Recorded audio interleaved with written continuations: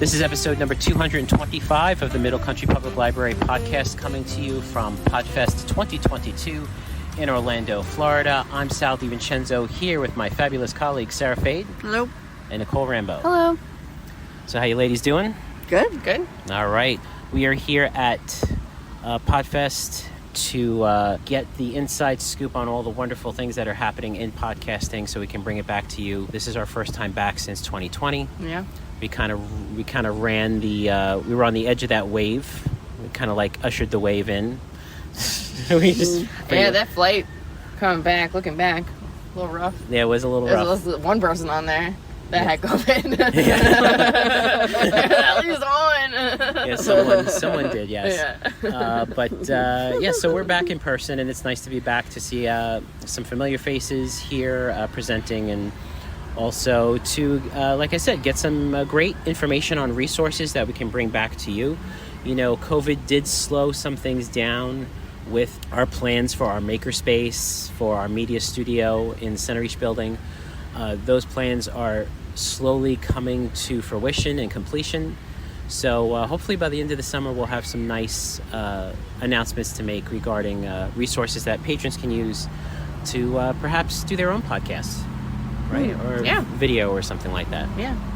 Anyway, just a little bit of housekeeping before we jump into our segments. This episode's coming out in June, so when you hear this, it will be June. And next Thursday and Friday is our summer program registration, the 9th and the 10th. So children and teen programming is on the 9th. That's a Thursday. Yeah, and summer 1. So we still do summer 1 and summer 2. I don't know if you ever did that. We did, but we got rid of it. Oh, okay. Yeah, so we still do that. So just as you're looking through the quarterly, you're only going to be able to register for the programs, the dates that have summer 1 next to it for now. And then summer 2 registration will be in July. Just so you know. Because sometimes it's confusing and you go to register a program and it won't let you. And it's only because that's summer 2 registration that's falling under, not summer 1. So just, take a look at that when you're looking through the quarterly. Right. Good idea.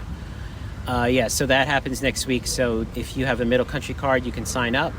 Thursday for the kids and the teens, Friday for the adults. And if you are not a Middle Country patron, but you're an out-of-district patron, and we have a program that's open to the public, that'll be 10 days after on the 20th. So, that being said, let's jump right into our segments. Nicole, what are you going to talk about this week? Yeah, so Sal said we're in Orlando. I think you said that, right? I did say that, okay, yes. Yeah, I was paying attention. So we're by a pool, which is real nice. Several pools, actually. So I thought it was a good time. There's also a lot of little kids running around, which is great. They're having a fun time. But I thought it was a good time to talk about water safety again, which I think I did once in the past. But you did. Well, on Long Island as well, pools are opening up, the beach is opening up, people are going. So it's always a good reminder for water safety, for children in particular, but adults as well. So this is some tips for children under 4. Just some facts as I go along. Drowning is the single leading cause of injury-related death among children ages 1 to 4 and kills almost 1,000 children per year. So it's that's not good. Yeah. Most drownings in kids 4 and under happen in home swimming pools. Researchers looked at child drowning deaths and found that nearly 70% of the children were not expected to be at the pool, that they were found in the water. So it's not like it's pool time with the family. You might be in the kitchen cooking or cleaning or doing something, and they just run outside. You didn't think that they were going to be in the pool. 46% of the children were last seen in the house.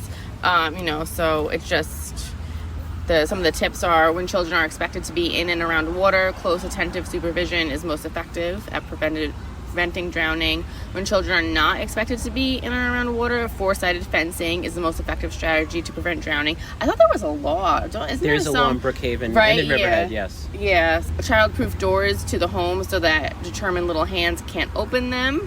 That's what it says. If a child can't be found, check pools and hot tubs first. And I took a training once on finding missing people or whatever. And so this kid went missing in the woods. It was the woods, and then there was a pond area. And it was regardless, you always check the pond, because the kid could survive in the woods, say. But if he drowned, what I mean? It was in the water. So you always check the water first, no matter what. So check pools and hot tubs first. Again, the fencing, that's not climbable, you know what I mean? So try to make it not a chain link or whatever, something with vertical slats. And then another fact was 27% of drownings among children aged 4 and under took place at home of a friend, relative, or neighbor. So, you know, especially if their kids aren't used to being around a pool, like you don't like have a pool at home, so maybe they're not sure of how dangerous it is, like you haven't set that up, so just be careful if you're somewhere else with a pool. They're silent. You know, drowning is usually very silent. It's not a lot of splashing around like you might see, you know, especially with kids. So, you know, make sure someone's watching at all times. If you're having a party, I know my aunt, you know, was always really good about, like, anytime she has a party with more than just family, like she hires a lifeguard, which, you know, I mean, I don't know if you have the money for that, but, you know, a lot of teenagers kind of do it for work in the summer, so you might be able to find a friend. Get a deal. You know, has a kid that's doing that, so that's nice. Suggest assigning an adult to be a water watcher, and again, someone who's not drinking. You know, it's a barbecue where there's drinking and stuff, you know, maybe someone that's not drinking, someone that's not, like, on their cell phone. Designated watcher. Yes, a designated watcher. And children can drown in as little as 2 inches of water. That's scary. Yeah. That's the most scary part of it, yeah. So, you know, empty water from buckets and other containers. Use toilet locks to prevent the drowning of toddlers. Don't leave kids alone in a bathroom or in a bathtub, you know, especially. Swim lessons can benefit children starting around age 1 and may lower drowning rates. I know my cousin, she did the like crazy one where you like, not crazy, but, you know, it's a little hard to watch. You like the person like kind of throws the kid in the pool. That's and they like he is he's so good, like he really is, like, and my cousin was like a swim instructor and everything, and she even said it was hard to, I mean, don't throw the kid in, you know, it's like training it, but like they have them go in like their winter clothes, like, so they have them go in, oh, that's crazy, and like all different kinds of clothing and everything, so they get used to it, and it is shocking to watch, but, you know, it's obviously so much safer, you know what I mean? So it's, you know, if you can look into that, you might want to.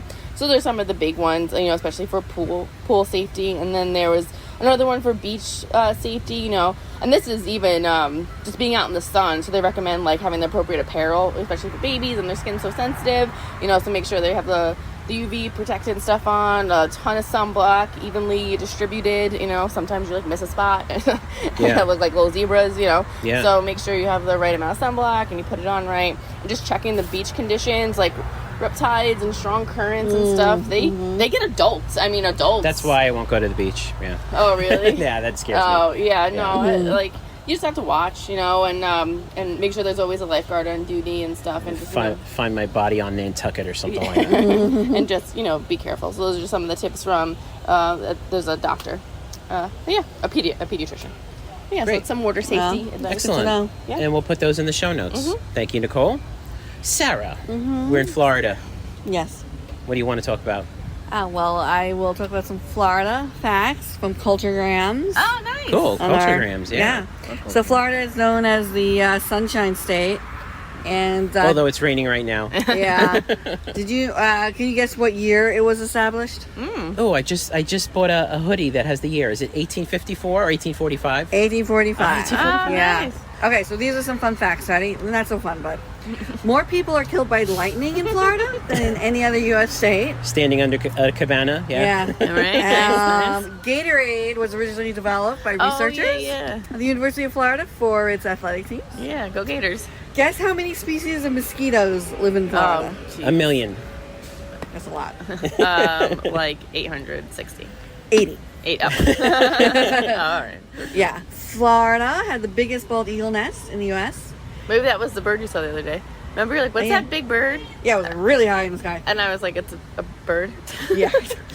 Very helpful. Maybe it's the biggest bald eagle there is. So guess how big the nest was? 50 feet. It was 10 feet wide. Oh, wow. And more than 20 feet deep. 20 feet deep. That's crazy. That's big, right? Well, you can go swimming in that. I know. 20 feet deep. Yeah. 1981, a sinkhole in Winter Park grew to more than 1,000 feet wide.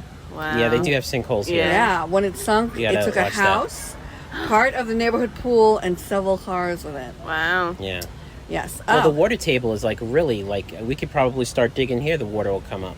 Eesh. Yeah. In the Everglades National Park, which you don't want to get lost in, No. a 13-foot Burmese python swallowed, ready guys, a 6-foot alligator whole and then exploded.